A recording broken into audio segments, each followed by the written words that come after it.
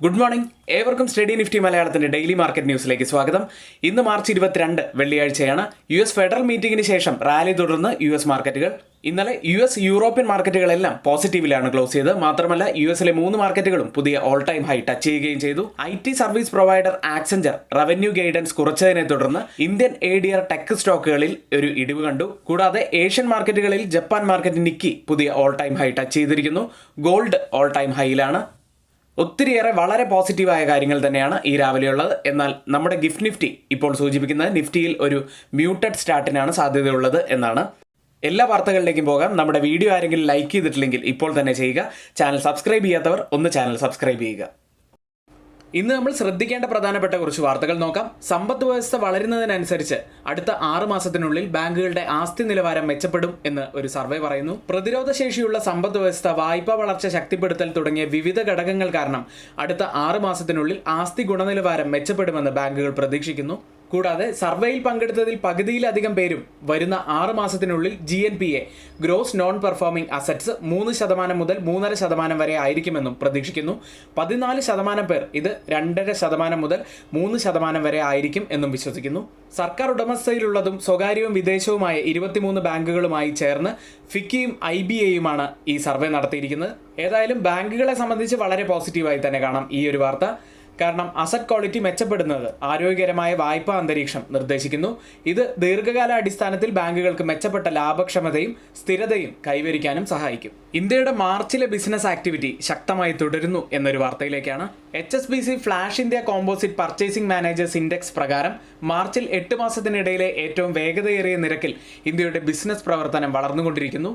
മാർച്ചിൽ PMI പുറത്തു വരുന്നത് 61.3 എന്ന നിലയിലാണ്. ഫെബ്രുവരിയിൽ അത് 60.6 ആയിരുന്നു. ഇത് തുടർച്ചയായ 32ാമത്തെ മാസമാണ് 50-ന് മുകളിലായി ഡാറ്റ പുറത്തു വരുന്നത്. 50-ന് മുകളിലുള്ള റീഡിംഗ് ഈ സെക്ടറിലെ ഒരു വികാസത്തെയാണ് സൂചിപ്പിക്കുന്നത്. മൊത്തത്തിലുള്ള കയറ്റുമതി 7 മാസത്തിനിടയിലെ ഏറ്റവും വേഗത്തിലാണ് വികസിക്കുന്നത്. ഇത് ശക്തമായ ഡിമാൻഡിനെ സൂചിപ്പിക്കുന്നു. എന്തായാലും വളരെ പോസിറ്റീവായി എടുക്കാൻ കഴിയുന്ന മറ്റൊരു വാർത്തയാണ്. ഇന്ന് നമ്മൾ ശ്രദ്ധിക്കേണ്ട പ്രധാനപ്പെട്ട കുറച്ച് വാർത്തകളാണ് ഇവിടെ ഷെയർ ചെയ്ത്. മറ്റൊരു കാര്യമുള്ളത്, നമ്മുടെ ചാനൽ ആരെങ്കിലും സബ്സ്ക്രൈബ് ചെയ്യാത്തവരായി ഉണ്ടെങ്കിൽ ചാനൽ ഒന്ന് സബ്സ്ക്രൈബ് ചെയ്ത് ആ ബെല്ലൈക്കൺ കൂടി എനേബിൾ ചെയ്യുക. എങ്കിൽ മാത്രമേ ഞങ്ങൾ അപ്ലോഡ് ചെയ്യുന്ന വീഡിയോസ് നിങ്ങൾക്ക് നോട്ടിഫിക്കേഷനായി ലഭിക്കുകയുള്ളൂ. നിഫ്റ്റി 22,011-ൽ 172 പോയിന്റ്സ് ഉയർന്നാണ് ക്ലോസ് ചെയ്യുന്നത്. പോസിറ്റീവായ ഗ്ലോബൽ മാർക്കറ്റുകളും ഏഷ്യൻ മാർക്കറ്റുകളുടെയും പിൻബലത്തിലാണ് നിഫ്റ്റി ഉയർന്നത്. മാത്രമല്ല വളരെ പ്രധാനപ്പെട്ട 50 EMA ക്രോസ് ചെയ്തു എന്നത് വളരെ വലിയൊരു പോസിറ്റിവിറ്റി ആയിട്ട് കാണാം. ഇന്നലെ നിഫ്റ്റി 22,081 എന്ന ഹൈ ടച്ച് ചെയ്തെങ്കിലും ഹയർ ലെവലിലെ പ്രോഫിറ്റ് ബുക്കിംഗ് കാരണം 22,011-ൽ ക്ലോസ് ചെയ്യേണ്ടി വന്നു. ഡൗൺ സൈഡിൽ ബുധനാഴ്ച ക്രിയേറ്റ് ചെയ്ത ലോ ആയ 21,710 പ്രധാനപ്പെട്ട ഒരു ലെവൽ തന്നെയാണ്. അപ്സൈഡിലേക്ക് വന്നാൽ 20-ഡേ EMA ഉള്ളത് 22,100-ലാണ്. അതുകൊണ്ട് തന്നെ ആ ഒരു ലെവൽ പ്രത്യേകം ശ്രദ്ധിക്കുക.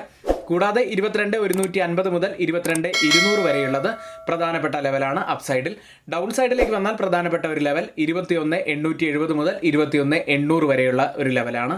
കൂടുതൽ ഓപ്പൺ ഇൻട്രസ്റ്റ് റൈറ്റ് ചെയ്ത കോൾ സൈഡിലെയും പുട്ട് സൈഡിലെയും സ്ട്രൈക്കുകൾ നോക്കാം. ആദ്യം 23,000-ലാണ് കൂടുതൽ ഓപ്പൺ ഇൻട്രസ്റ്റ് ഉള്ളത്. അതിനുശേഷം 22,000-ലും അതിനുശേഷം 22,500 സ്ട്രൈക്കിലുമാണ്. പുട്ട് സൈഡിലേക്ക് വന്നാൽ 22,000-ലാണ് കൂടുതൽ ഓപ്പൺ ഇൻട്രസ്റ്റ് ഉള്ളത്. അതിനുശേഷം 21,500 സ്ട്രൈക്കിലും അതിനുശേഷം 21,800 സ്ട്രൈക്കിലുമാണ്. നെക്സ്റ്റ് വീക്ക് എക്സ്പയറിയിലെ ഓപ്പൺ ഇൻട്രസ്റ്റ് ഡാറ്റ പ്രകാരം ഒരു സപ്പോർട്ട് ആവാൻ സാധ്യതയുള്ളത് 21,800-ഉം റെസിസ്റ്റൻസ് ആവാൻ സാധ്യതയുള്ളത് 22,500-ഉമാണ്. Daily candle. ഡെയിലി ചാർട്ടിൽ ഒരു ഡോജി ക്യാൻഡിലാണ് ഫോം ആയിരിക്കുന്നത്. ഇൻഡിസിഷൻ തന്നെയാണ് അത് സൂചിപ്പിക്കുന്നത്. എങ്കിൽ കൂടി ഒരു റിവേഴ്സലിനൊക്കെയുള്ള ഒരു സാധ്യത കൂടി ആ ക്യാൻഡിൽ കാണിക്കുന്നുണ്ട്. അടുത്തത് ചേഞ്ച് ഇൻ ഓപ്പൺ ഇൻട്രസ്റ്റ് ഡാറ്റയിലേക്ക്. കോൾ സൈഡിലും പുട്ട് സൈഡിലും വന്ന വ്യത്യാസങ്ങൾ പരിശോധിക്കാം. പ്രധാനപ്പെട്ട സ്ട്രൈക്കുകളിൽ ആദ്യം 22,000 ATM സ്ട്രൈക്കിൽ 1,547% വർധനവാണ് പുട്ട് സൈഡിൽ കാണുന്നത്. കോൾ സൈഡിലേക്ക് വന്നാൽ 65% വർധനവാണ് കോൾ സൈഡിലുള്ളത്. പുട്ട് സൈഡിൽ ഒരു ലോങ് ബിൽഡപ്പും കോൾ സൈഡിൽ ഒരു ഷോർട്ട് ബിൽഡപ്പുമാണ് അവിടെ ഫോം ചെയ്തിരിക്കുന്നത്. 21,950 സ്ട്രൈക്കിൽ 1,597% വർധനവ് കാണാം. പുട്ട് സൈഡിൽ ഒരു ലോങ് ബിൽഡപ്പാണ് ആ സ്ട്രൈക്കിലുള്ളത്. എന്നാൽ കോൾ സൈഡിൽ 27% വർധനവാണുള്ളത്. ഒരു ഷോർട്ട് ബിൽഡപ്പാണ് ആ സ്ട്രൈക്കിലുള്ളത്. അടുത്തത് 22,050 സ്ട്രൈക്കിൽ 1,514% വർധനവുണ്ട്. ലോങ് ബിൽഡപ്പാണ് പുട്ട് സൈഡിലുള്ളത്. കോൾ സൈഡിലേക്ക് വന്നാൽ 298% വർധനവ്, ഒരു ഷോർട്ട് ബിൽഡപ്പും ഉണ്ട്. ഈ 3 സ്ട്രൈക്കുകളും കമ്പയർ ചെയ്യുമ്പോൾ പുട്ട് സൈഡ് തന്നെയാണ് കൂടുതൽ സ്ട്രോങ് എന്ന് കാണാം. ബാങ്ക് നിഫ്റ്റിയിലേക്ക് 9 ദിവസത്തെ നെഗറ്റിവിറ്റി അവസാനിപ്പിച്ചുകൊണ്ട് ഇന്നലെ ബാങ്ക് നിഫ്റ്റി പോസിറ്റീവിൽ ക്ലോസ് ചെയ്തു. 46,684 374 പോയിന്റ്സ് ഉയർന്നാണ് ക്ലോസ് ചെയ്യുന്നത്. 50-ഡേ EMA ഉള്ള 46,600 മുകളിലായി ക്ലോസ് ചെയ്തു എന്നത് പോസിറ്റിവിറ്റി തന്നെയാണ്. അടുത്തത് ബാങ്ക് നിഫ്റ്റിയുടെ ഡെയിലി ക്യാൻഡിൽ, ഒരു ഡോജി ക്യാൻഡിലാണ് ഫോം ആയിരിക്കുന്നത്. ഇൻഡിസിഷൻ ആണ് സൂചിപ്പിക്കുന്നത്. മാക്സിമം ഓപ്പൺ ഇൻട്രസ്റ്റ് രേഖപ്പെടുത്തിയ കോൾ സൈഡിലെയും പുട്ട് സൈഡിലെയും സ്ട്രൈക്കുകളിലേക്ക് ആദ്യം 47,000 കൂടുതൽ ഓപ്പൺ ഇൻട്രസ്റ്റ് ഉള്ളത്. അതിനുശേഷം 48,000 സ്ട്രൈക്കിലും അതിനുശേഷം 47,500 സ്ട്രൈക്കിലുമാണ് കൂടുതൽ ഓപ്പൺ ഇൻട്രസ്റ്റ് റൈറ്റ് ചെയ്തിരിക്കുന്നത്. പുട്ട് സൈഡിലേക്ക് വന്നാൽ 46,500 സ്ട്രൈക്കിലാണ് കൂടുതൽ ഓപ്പൺ ഇൻട്രസ്റ്റ് ഉള്ളത്. അതിനുശേഷം 45,000 സ്ട്രൈക്കിലും അതിനുശേഷം 46,000 സ്ട്രൈക്കിലുമാണ്. ഓപ്പൺ ഇൻട്രസ്റ്റ് ഡാറ്റ പ്രകാരം ഒരു റെസിസ്റ്റൻസ് ആവാൻ സാധ്യതയുള്ളത് 47,000-ഉം സപ്പോർട്ട് ആവാൻ സാധ്യതയുള്ളത് 46,500-ഉമാണ്. ഇന്ത്യ വിക്സിലേക്ക് 12 എന്ന ലെവലിലേക്ക് ഇന്ത്യ വിക്സ് ഇടിഞ്ഞിരിക്കുന്നു. 12.51 എന്ന നിലയിൽ 7.12% ഇടിഞ്ഞാണ് ഇന്നലെ ക്ലോസ് ചെയ്യുന്നത്. ഇന്ന് നമ്മൾ ശ്രദ്ധിക്കേണ്ട പ്രധാനപ്പെട്ട കുറച്ച് സ്റ്റോക്കുകൾ നോക്കാം. ടെക് സ്റ്റോക്കുകൾ ഇന്ന് ശ്രദ്ധ കേന്ദ്രീകരിക്കും. കാരണം IT സേവന ദാതാക്കളായ ആക്സഞ്ചർ 2024 സാമ്പത്തിക വർഷത്തിലെ വരുമാന പ്രവചനം 2 മുതൽ 5% നിന്ന് 1% മുതൽ 3% വരെയായി താഴ്ത്തി. സാമ്പത്തിക അനിശ്ചിതത്വം കാരണം ക്ലയൻറ്റുകളിലെ കൺസൾട്ടിംഗ് സേവനങ്ങൾക്കുള്ള ചെലവ് കുറയ്ക്കുന്നു. അതുകൊണ്ട് തന്നെ ആക്സഞ്ചർ അവിടെ 9% മുകളിൽ ഇടിഞ്ഞു. മാത്രമല്ല ഇന്ത്യൻ ടെക് ADR സ്റ്റോക്കുകളിലും ഇടിവ് കണ്ടിരുന്നു. മറ്റൊരു കമ്പനി പ്രസ്റ്റീജ് എസ്റ്റേറ്റ് പ്രോജക്ട്സ് ആണ്. ബാംഗ്ലൂരു ആസ്ഥാനമായുള്ള റിയൽ എസ്റ്റേറ്റ് ഡെവലപ്മെന്റ് കമ്പനിയായ പ്രസ്റ്റീജ് ഗ്രൂപ്പ് NCRലെ ഇന്ദിരാപുരം എക്സ്റ്റൻഷനിൽ 62.5 ഏക്കർ ഭൂമി ഏറ്റെടുത്തു. വരുമാന വിഹിതം ഉൾപ്പെടെ 468 കോടി രൂപയാണ് ഏറ്റെടുക്കൽ ചിലവ്. അടുത്തത് ഭാരത് ഡൈനാമിക്സ്. സർക്കാർ ഉടമസ്ഥതയിലുള്ള പ്രതിരോധ കമ്പനി 2023-24 സാമ്പത്തിക വർഷത്തിൽ ഒരു ഇക്വിറ്റി ഷെയറിന് 8.85 രൂപ ഇടക്കാല ലാഭവിഹിതം പ്രഖ്യാപിച്ചു. മറ്റൊരു കമ്പനി PCBL ആണ്. ഫണ്ട് സമാഹരണത്തിനുള്ള നിർദ്ദേശങ്ങൾ പരിഗണിക്കുന്നതിനും അംഗീകരിക്കുന്നതിനുമായി മാർച്ച് 27-ന് ബോർഡ് യോഗം ചേരും. അടുത്തത് ലാർസൺ ആൻഡ് ടുബ്രോ. കടബാധ്യത ഉൾപ്പെടെയുള്ള ഫണ്ട് ശേഖരണത്തിന് അനുമതി തേടാൻ മാർച്ച് 27-ന് തന്നെ L&T ബോർഡ് യോഗം ചേരും എന്നൊരു വാർത്ത. അടുത്തത് മഹീന്ദ്ര ആൻഡ് മഹീന്ദ്ര. അദാനി ടോട്ടൽ ഏജൻസീസ് മൊബിലിറ്റി ലിമിറ്റഡുമായി കമ്പനി ധാരണാപത്രത്തിൽ ഒപ്പുവെച്ചു. EV ചാർജർ ഇൻഫ്രാസ്ട്രക്ചർ വികസിപ്പിക്കുന്നതിനാണ് ഈ കരാർ.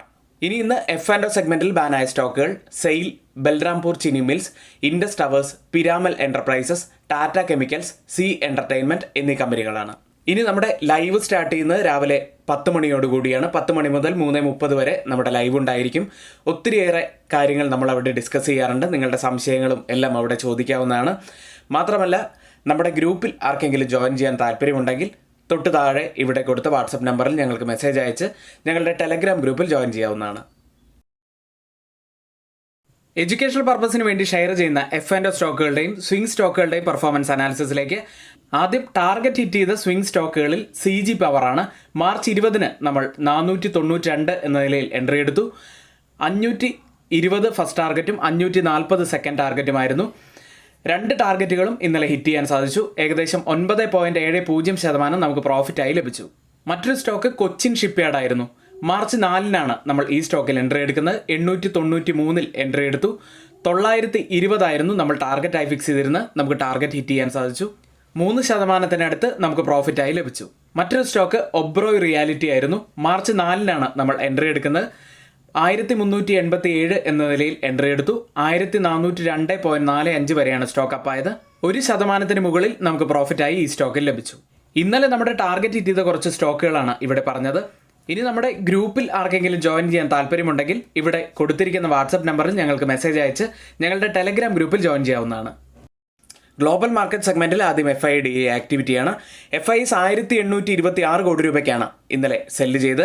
DIs ആവട്ടെ 3208 കോടി രൂപയ്ക്ക് ബൈ ചെയ്തു. ഇന്നലെ മാർക്കറ്റിനെ പിടിച്ചു നിർത്തിയത് DIs ആണ് എന്ന് കാണാം. US മാർക്കറ്റിലേക്ക് വ്യാഴാഴ്ച കഴിഞ്ഞ US ഫെഡറൽ മീറ്റിംഗിന് ശേഷം വീണ്ടും റാലി തുടർന്ന് US മാർക്കറ്റുകൾ. ഇന്നലെ ക്ലോസ് ചെയ്യുന്നത് ഡൗ ജോൺസ് 0.68% നേട്ടത്തിലും S&P 500 0.32% ഉയർന്നും നാസ്ഡാക്ക് 0.20% നേട്ടത്തിലുമാണ് ഇന്നലെ ക്ലോസ് ചെയ്യുന്നത്. ഡൗ ജോൺസ് ആദ്യമായി 40,000 എന്ന മാർക്ക് ടച്ച് ചെയ്യാൻ ഇനി വെറും 1% മാത്രം അകലെയാണ്. ആശങ്കകൾക്ക് ശേഷം വിപണി വീണ്ടും ആത്മവിശ്വാസം വീണ്ടെടുത്തു. ഈ വർഷം 3 നിരക്ക് കുറയ്ക്കൽ ഉണ്ടാകും എന്ന് ഫെഡറൽ റിസർവിന്റെ പ്രസ്താവനയാണ് ഈ ഒരു ഉത്തേജനത്തിന് കാരണമായത്. ഇനി ഈ ആഴ്ച S&P 500 2.4% ഉയർന്നത്. നാസ്ഡാക്ക് 2.7% ഉയർന്നു. ഏറ്റവും വലിയ നേട്ടമുണ്ടാക്കിയത് ഡൗ ജോൺസ് ആയിരുന്നു.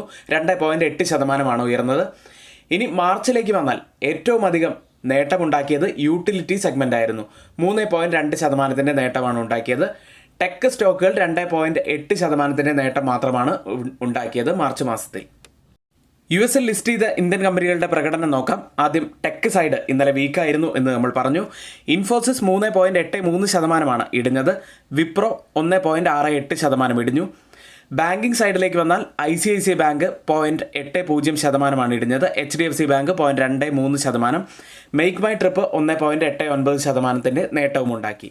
ഇപ്പോൾ ട്രേഡിംഗ് നടക്കുന്ന US മാർക്കറ്റിന്റെ ഫ്യൂച്ചേഴ്സ് ഡൗ ജോൺസ് 0.11% നേട്ടത്തിലും, S&P 500 0.12% ഉയർന്നും, നാസ്ഡാക്ക് 0.14% ഉയർന്നുമാണ് ഇപ്പോൾ ട്രേഡ് ചെയ്യുന്നത്.